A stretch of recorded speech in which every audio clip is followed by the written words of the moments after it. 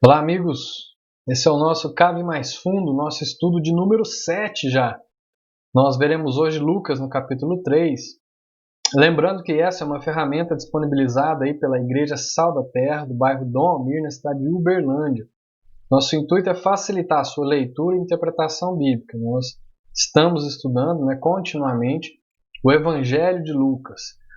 Se você perdeu algum dos vídeos, volta lá, tem outros 6 vídeos aí, onde você em meia hora, 40 minutos aí vai poder, cada vídeo, poder acompanhar e aprender mais, tá bom? Não perde seu tempo não. Hoje nós veremos o que o capítulo 3 trata, ele vai fazer uma introdução ao ministério de João Batista e ao ministério público de Jesus. Iniciamos com a leitura dos versos 1 e 2. No 15º ano do reinado de Tibério César, quando Pôncio Pilatos era governador da Judéia, Herodes, tetrarca da Galiléia, seu irmão Filipe, tetrarca da Itureia, e Traconites, e Lisânias, tetrarca de Abilene, Anás e Caifás exerciam o sumo sacerdócio. Foi nesse ano que veio a palavra do Senhor a João, filho de Zacarias, no deserto. Olha só, Lucas está nos situando, Lucas está nos colocando num determinado momento, num ano, num local, num momento dentro da história. Como um historiador, como alguém que constrói o seu evangelho com base em pesquisa, e depois ele, por meio da escrita, ele ajuda o leitor a se colocar. Então os leitores, dá para ver também que a intenção dele era alcançar, além de Teófilo, outros, como nos alcança hoje aí 2000 anos depois, quase 2000 anos depois. Então aqui ele levanta nomes, ele coloca alguns nomes que nos ajuda, nos situa, e nos ajuda porque nós podemos pesquisar a respeito, nós podemos ir atrás. E é isso que nós faremos agora. Então, 15º ano do reinado de Tibério César. 15º ano? Beleza, vamos lá na história. Então, seria aí entre os anos 26 e 29 depois de Cristo, Se a gente for comparar também que Jesus nasceu aí por volta do ano 4 a.C. Opa, mas então tem uma coisa errada, Então, Tibério começou a reinar oficialmente após a morte de seu padrasto, César Augusto, no ano 14 ou 15 depois de Cristo. Tá? Então, se Jesus começou o ministério por volta dos 30 anos, e aí era o 15º ano do reinado de Tibério César, e ele começou a reinar depois que seu padrasto morreu, oficialmente, no ano 14 ou 15, então seria aí o ano 30. Opa, mas aí não dá, se Jesus nasceu provavelmente no ano 4 a.C., passa do que historicamente a gente considera. Então, a gente teria aí um possível problema com as datas, de novo, já que historicamente é aceito que Jesus nasceu por volta desse ano 4. A explicação que geralmente é aceita é que Tibério começou a reinar juntamente com seu padrasto, e de fato foi a partir do ano 11 ou 12 depois de Cristo, e o que daria então o ano 26 a 27 mais ou menos, aí sim a gente já consegue dar uma aproximada nessa questão aí da idade de Jesus também. Então vamos dar uma olhadinha agora nos personagens, Pôncio Pilatos, nós já falamos dele lá na introdução, e agora de novo, a gente já falou na introdução por que ele apareceria, então o que nós faremos aqui agora é simplesmente lembrar daqueles que nós já tratamos anteriormente. Então quem foi Pôncio Pilatos? Novamente mencionado aqui em relação ao julgamento de Jesus, lá no capítulo 23, era o procurador ou governador imperial da Judéia desde 26, até 36 depois de Cristo. Isso aí também já nos ajuda a situar. Ele era responsável diante do imperador pelo bem-estar da província. Então, essa data, por exemplo, de Pilatos, já nos ajuda você pode ver que Lucas ele coloca vários nomes que nos ajudam a casar uma data aí com a outra. Herodes Antipas, que era um dos filhos de Herodes o Grande, que governava a Galiléia e o território leste do Rio Jordão. Filipe, que também é mencionado, era outro filho de Herodes o Grande, então o irmão de Antipas, que governou a Itureia, que ficava ao noroeste da Galiléia e ao leste do Monte Hermon. e Lisânias, que é um terceiro aí que só aparece aqui, e se não me engano, a história secular também não trata dele. Tá? Ele foi o monarca do pequeno reino de Abilene, na região oriental das montanhas do Líbano, a nordeste de Damasco. Sendo Anás e Caifás sumos sacerdotes. Aí também parece que a gente tem outro problema. Por quê? Porque sumo sacerdote é um só. Né? Então, quem era aí o sumo sacerdote de fato? Por que nesse momento ele menciona dois? Se era pela lei um só, né? Sim. Esse fenômeno aparentemente estranho de haver dois sumos sacerdotes ao mesmo tempo é justificado pelo fato de Anás, o sumo sacerdote legítimo, então quem era o legítimo? Anás, né? Ele ter sido deposto aproximadamente 15 anos antes por Valério Grato, o antecessor de Pilatos. Então ele foi tirado de lá por um outro governador romano, mas continuou a ser considerado como sumo sacerdote pela maioria dos seus compatriotas durante esse período. 4 outros tinham estado no cargo oficialmente, e o último deles era Caifás, o genro de Anás, que serviu de 17 até 36 depois de Cristo. Então a gente já começa a entender, né? Então agora a coisa está se explicando. Então quem era o sumo sacerdote de fato foi Caifás. Então Caifás era sumo sacerdote, mas Anás, que era sogro dele, foi deposto lá atrás por Valério Grato, para o outro imperador romano, antes de Pilatos. Mas o que acontece? Né? A recusa por parte do povo de reconhecer essa deposição de Anás, sem dúvida, se devia ao fato de que no sistema mosaico se supunha que os sumos sacerdotes tinham um cargo vitalício. Então ele era sumo sacerdote, ele continuaria ali até morrer. Também é importante lembrar que não se esperava que o povo reconhecesse um ato de um oficial romano, pagão, ou seja, gentil, né, que destituiu um oficial religioso judeu. É Roma entrando em coisas que ela já garantia essa liberdade, e o povo poderia aceitar, talvez de forma oficial, mas na prática não. Nenhum judeu ortodoxo poderia admitir que um romano tivesse tal autoridade. Também é bastante possível que Anás, embora tendo uma posição não oficial como sumo sacerdote, estivesse ocupando a importante posição de Nase. Ainda assim, olha só a posição que o cara ocupava, que é de Nase, que é o presidente do Sinédrio. Caramba, né? A gente vê aí que às vezes a lei ela impõe um negócio, mas na prática não funciona. E dentro desse costume, né, da época entre o povo judeu, isso seria inaceitável. Bom, profeta João, né? Vamos ler aí do verso 3 até o 6 agora.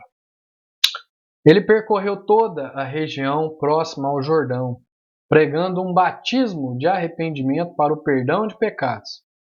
Como está escrito no livro das palavras de Isaías, o profeta: voz do que clama no deserto, preparem o caminho para o Senhor, façam veredas retas para ele.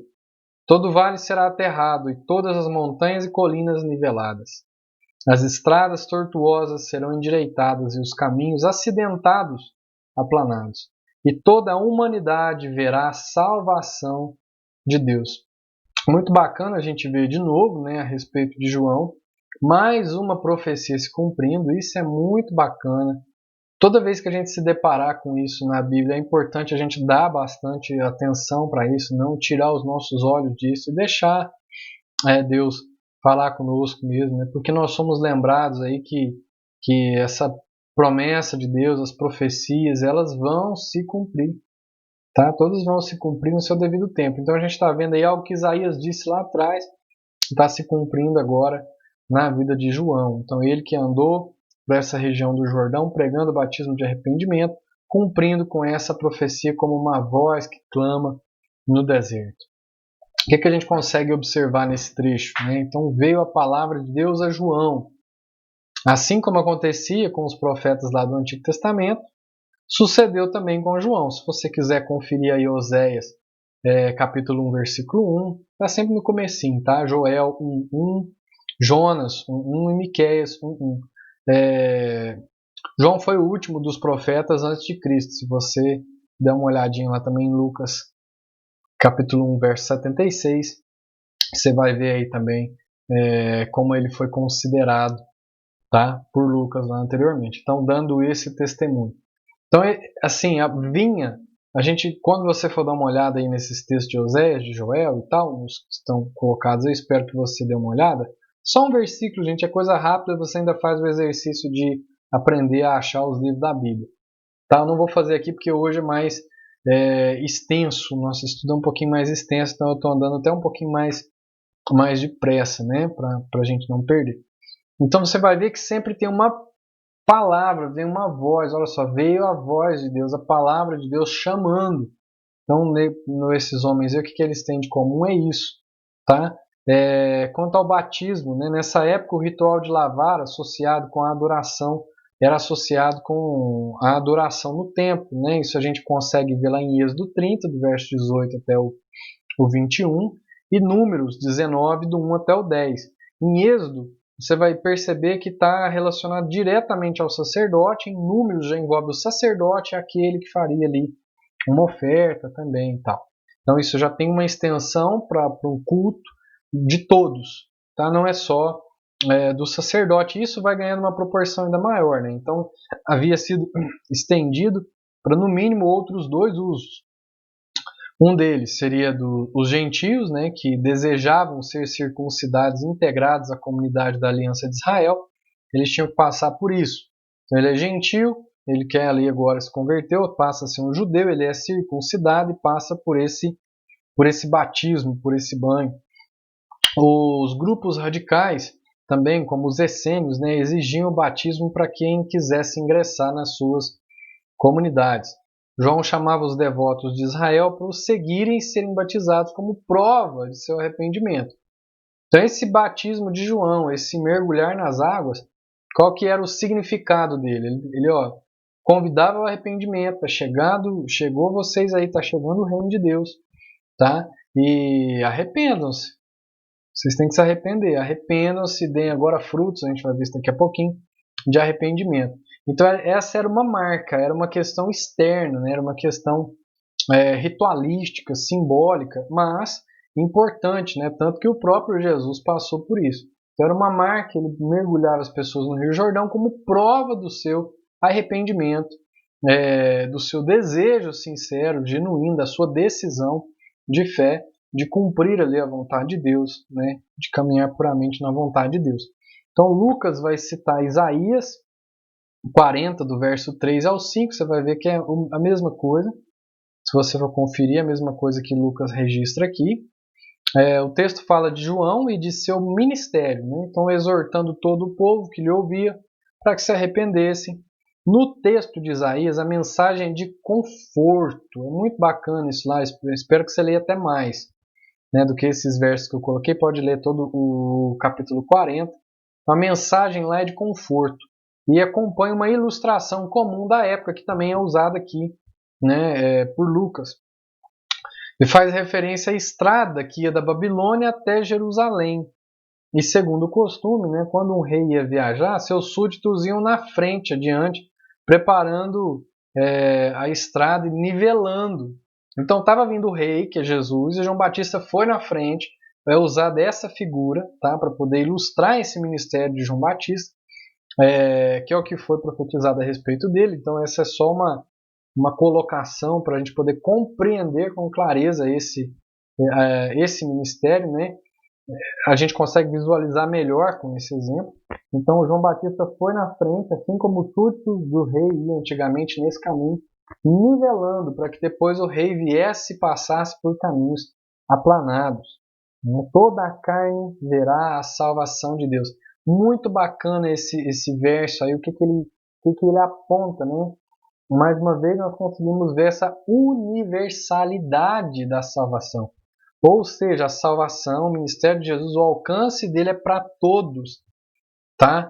Para todos, todos no sentido de toda a humanidade, no sentido de já agora não estar, como esperavam na época, como criam na época, direcionado ao povo judeu, ao povo hebreu, Tá? Agora não, agora é para todos os povos da terra, tem um alcance desse ato aí salvador de Deus em Jesus Cristo. Verso 7 até o 9, né, a mensagem de João Batista nós vamos ver agora. João dizia às multidões que saíam para serem batizadas por ele: raça de víboras, palavras duras, né? Quem lhes deu a ideia de fugir da ira que se aproxima? Deem frutos que mostrem o arrependimento. E não comecem a dizer a si mesmos: Abraão é nosso pai. Pois eu lhes digo que destas pedras Deus pode fazer surgir filhos a Abraão. O machado está posto à raiz das árvores, e toda árvore que não der fruto, bom fruto, será cortada e lançada ao fogo. Então a mensagem de João Batista era uma mensagem muito direta, né? Muito forte, muito direta. Esse raça de víboras, né? Produzir frutos dignos de arrependimento.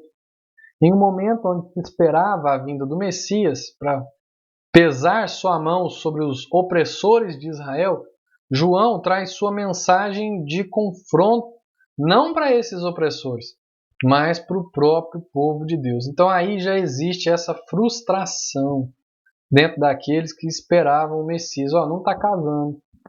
A ideia que nós temos de Messias com a mensagem que João Batista está trazendo aí, que depois Jesus vem trazendo, não está casando não, porque o que nós estamos esperando é um Messias que vem dar fim nos nossos opressores, que seja a favor do seu povo. E agora o próprio João está chamando o povo, que é filho de Abraão, tá chamando esse povo a arrependimento, está chamando esse povo de raça de víbora. Não, o negócio está errado aqui, a mensagem tem que ser direcionada para os outros. Então já começa aí esse choque, né, em cima do que era a expectativa religiosa da época e o que João vem trazendo. Temos por pai Abraão, comumente eles diziam, né, o próprio Jesus confronta isso aí, acho que lá tá aqui, João 8:33, você vai poder conferir, lê todo João 8 que você vai ver ainda o texto com mais clareza. Crendo que herdaram a bênção de Deus através de Abraão, era isso que eles criam. Confiavam na sua ascendência para obter salvação. Somos filhos de Abraão. Então, nós somos circuncidados, nós guardamos a lei, então não vamos ser salvos, está tudo certo. João Batista advertiu-os de que Deus poderia transformar as próprias pedras em descendentes de Abraão. Então ele está dizendo, olha, isso aí que vocês estão se gabando não quer dizer muita coisa não. Tá? Não quer dizer muita coisa não. É interessante porque esse zelo da eleição fez com que eles perdessem a objetividade, a clareza para o qual foram eleitos, né? A missão. Eles são, onde eles falham? Eles falham na sua missão de atrair o povo para poder revelar a Deus. O machado já está posto à raiz. Então, o texto é claro ao mencionar um julgamento. Então agora existe um julgamento que está começando por onde? Está começando pela casa de Deus. Então eles achavam que esse julgamento vinha de fora, em benefício deles, e esse julgamento já começa por dentro, né? Então ele vem como um complemento dessa exortação. Olha só, arrependam-se porque já, entendeu? Porque já. Então o machado já está posto à raiz, esse julgamento já começa.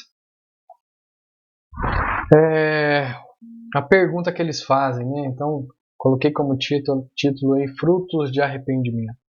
O que devemos fazer então? Eles perguntam.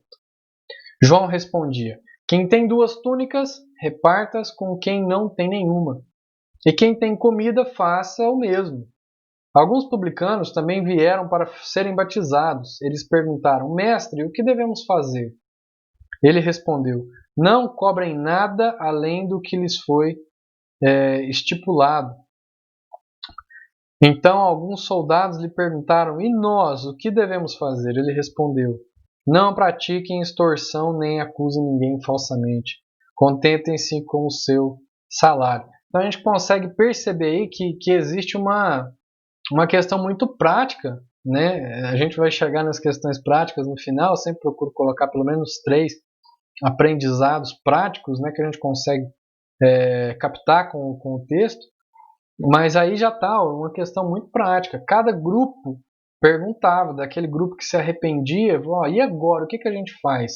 né? Porque ele diz, olha, vocês têm que demonstrar, dar frutos de arrependimento. Então tá bom, nós vamos dar fruto, mas como que a gente dá fruto? Isso. Então João Batista ia instruindo esse povo sobre algumas das formas pelas quais eles poderiam demonstrar aquilo que havia acontecido internamente. Então o arrependimento é uma questão de certa forma abstrata, né? Nós podemos sentir uma tristeza, nós podemos sentir ali uma tristeza profunda, mas como que isso vai virar arrependimento de fato? Quando ele se transforma em fruto, né? Tiago diz, olha, mostra a sua fé sem as obras, que eu mostro a minha fé por meio dessas obras, tá? Por meio desse fruto que a fé produz, por meio da obediência à vontade de Deus. Então esse fruto nada mais é do que uma obediência à vontade de Deus, e o que João dá nada mais é do que respostas práticas para os grupos dentro daquilo que era a sua realidade. Que havemos, pois, de fazer? O povo desejava saber como demonstrar esse arrependimento. Então, aí, quem tem 2 túnicas, reparta. Quem tem comida, reparta. Isso se aplica a nós? Claro que se aplica. Os publicanos, né, o que eles deveriam fazer? Os cobradores de impostos não deveriam cobrar mais do que era devido. Os soldados, o que os soldados que tinham poder deveriam fazer? Né? Eles não deveriam maltratar, não denunciar falsamente, não mentir ali a respeito de fazer um falso testemunho, e não se contentar simplesmente com a questão lá do salário. Deixa eu ver até por que eu coloquei isso aqui. Né? Contentem-se com o seu salário. Na verdade, eles deveriam se contentar. Eu li errado aqui. Deveriam se contentar com o... Tá junto aqui, mas é separado, com o seu salário. Fiz confusão até para mim mesmo aqui, mas vocês entenderam, né? Então agora a gente continua lendo aí dos versos 15 até o 17. O povo estava em grande expectativa, questionando em seus corações se acaso João não seria o Cristo. Então olha só que interessante, né? Lucas está falando aí da época que isso aconteceu, do surgimento desse ministério de João Batista, onde João Batista estava, o que João Batista estava fazendo, né? Qual era a resposta do povo a essa mensagem que o João Batista trazia. E agora ele está mostrando que existia até uma certa confusão, porque o povo tinha um temor de Deus, esperava um Messias. João Batista falava com tanta propriedade, o Espírito do Senhor estava sobre ele, né, durante o seu ministério ali no deserto, e o povo agora ficava confuso, né? Tinha uma grande expectativa no Messias, e ficava lá, será que esse aí é o Cristo? Nós vamos ter que esperar outro? Como que é? Então aí João respondeu a todos. João foi lá e colocou, olha, eu os batizo com água, mas virá alguém mais poderoso que eu, tanto que não sou digno nem sequer de curvar-me e desamarrar as correias das suas sandálias. Ele os batizará com o Espírito Santo e com fogo. Ele traz a pá em sua mão, a fim de limpar a sua eira e juntar o trigo em seu celeiro, mas queimará a palha com fogo que nunca se apaga. Nós vemos de novo aí a linguagem, né, do julgamento, tá bom? Desse ministério aí do Messias, dos versos 18 ao 20. Com muitas outras palavras, João exortava o povo e lhe pregava as boas novas. Então João Batista estava pregando, era boa notícia. O convite ao arrependimento, a realidade, né, de que a exposição dessa podridão, do pecado, isso faz parte dessa boa notícia, porque é um chamado a viver uma vida totalmente diferente. Então João Batista explicava, exortava, tá, e ensinava isso para o povo. Todavia, quando João repreendeu Herodes, o tetrarca, por causa de Herodias, mulher do próprio irmão de Herodes, e por todas as outras coisas mas que ele tinha feito, Herodes acrescentou a todas elas a de colocar João na prisão. Então, além de tudo de mal que ele tinha feito, o Herodes acrescentou isso aí mais uma coisa, eu vou botar João na prisão. E como a gente sabe, né, não precisamos esperar chegar até lá, ele não fez só isso, mas ele decapitou, cortou a cabeça de João Batista. Então, João ele está dando testemunho do Cristo. Né? Será ele o Cristo? Era o que o povo perguntava. Então a pergunta demonstra essa expectativa do povo e o crédito na pregação de João, né? Como eu já mencionei. Ele vos batizará com o Espírito Santo e com fogo. Com o Espírito Santo e com fogo. Eu estou batizando com água. Como é isso?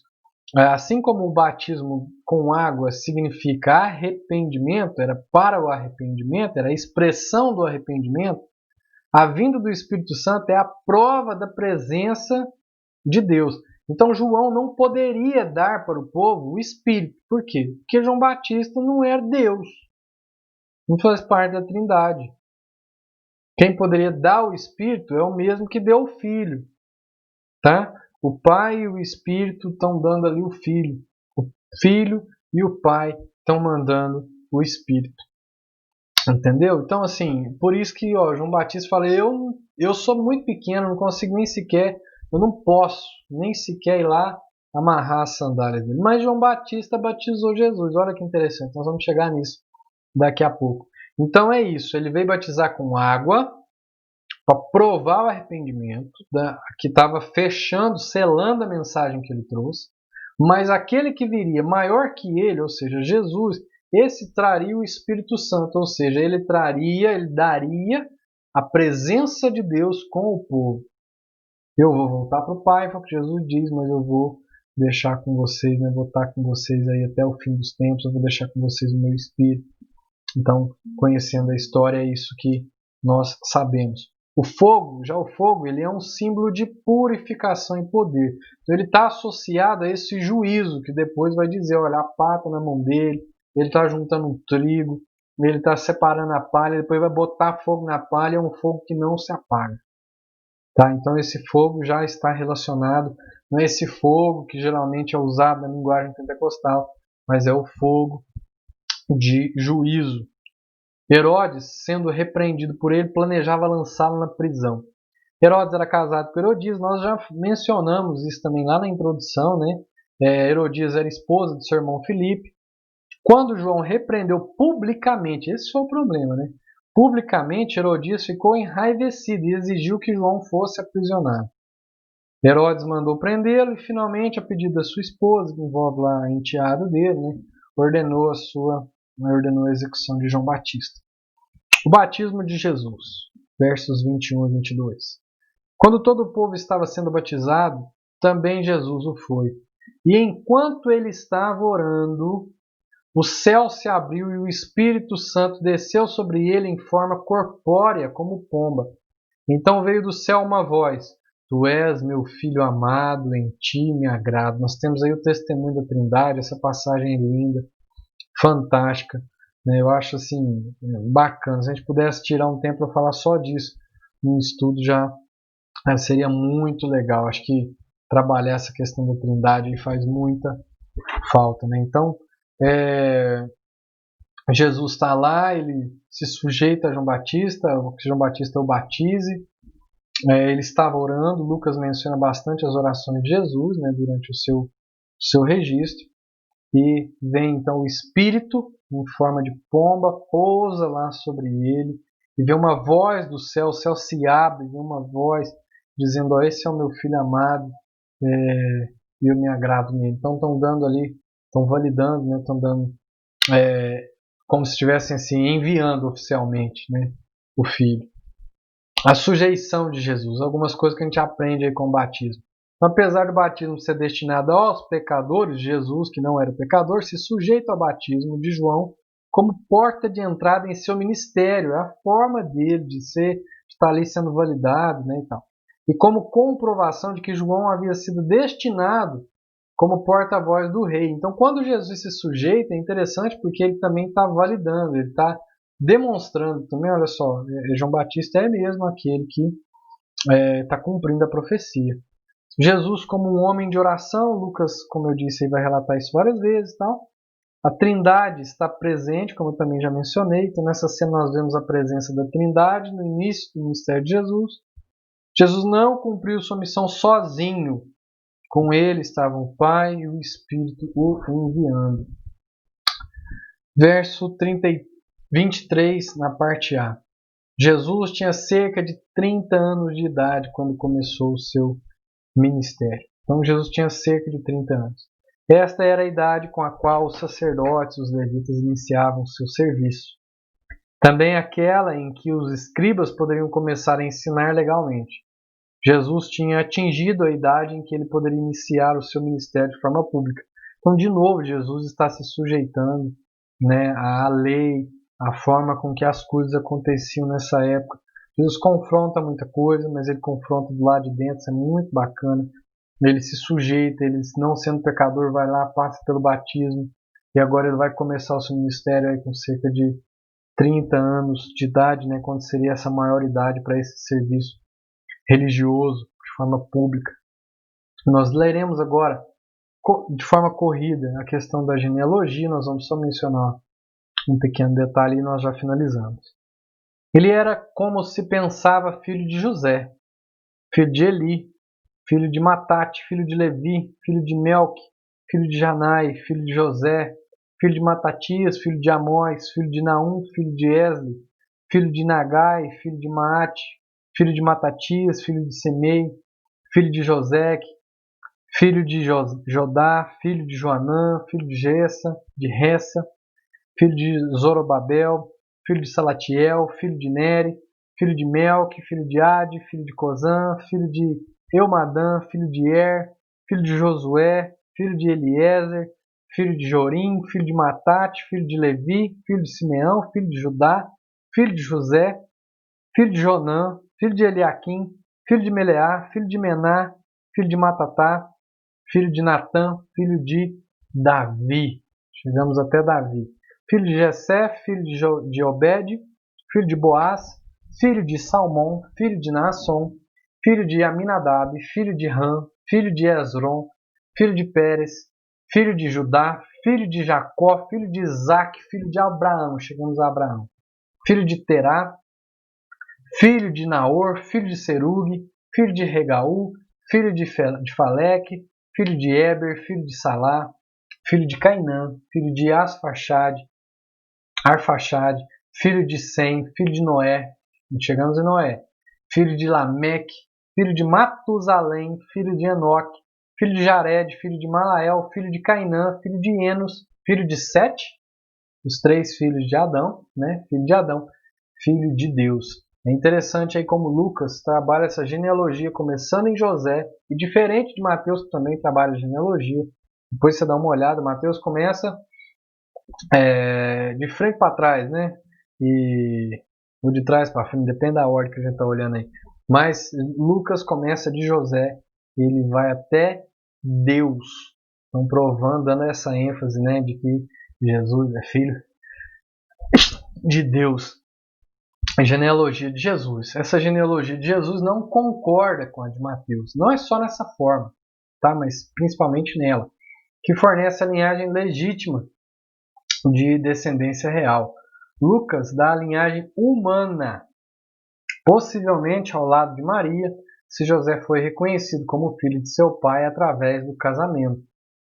Tá? Lucas leva a genealogia até Adão, para enfatizar que Jesus descendia do primeiro pai da raça humana, enquanto Mateus começa com os primeiros da aliança, né? Começa com Abraão, a quem Deus prometeu a terra, e Davi, a quem ele garantiu um reino eterno.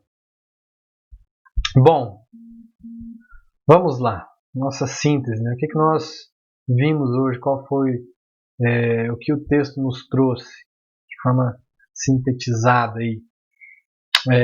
Dados históricos, né, que comprovam a época em que o ministério de João se inicia, assim como o ministério de Jesus. As características do ministério de João, por meio do cumprimento da profecia de Isaías, né? João não é Messias, então ele deixa isso muito claro, mas ele dá testemunho sobre ele. O batismo de Jesus e sua genealogia, retomada de forma peculiar por Lucas, como acabamos de ver. Na prática, o que nós aprendemos com isso? Pelo menos 3 coisas. Arrependimento genuíno é necessariamente acompanhado de mudanças concretas, como vimos, né? Deem frutos que mostrem o arrependimento. Então, arrependimento não é só tristeza, tristeza faz parte do arrependimento, mas o arrependimento exige uma demonstração, uma mudança prática. A exposição da verdade envolve denúncias e consequências. Então nós temos a denúncia de Herodes e Herodias e a consequência que nós sabemos que é o aprisionamento de João e a sua decapitação. Então quando a gente expõe a verdade, a gente de alguma forma acaba denunciando as mentiras, acaba denunciando a opressão, a gente denuncia a falsidade. Tá? Então a exposição da verdade de Deus, é a luz que vem das trevas, ela vai dissipando as trevas e isso acaba trazendo consequências. Então quem assume essa prática de anunciar o Evangelho, de anunciar a verdade de Deus, as verdades de Deus, ele vai ter consequências, tá? Não dá para a gente se enganar nisso. A importância da sujeição às autoridades e aos processos estabelecidos.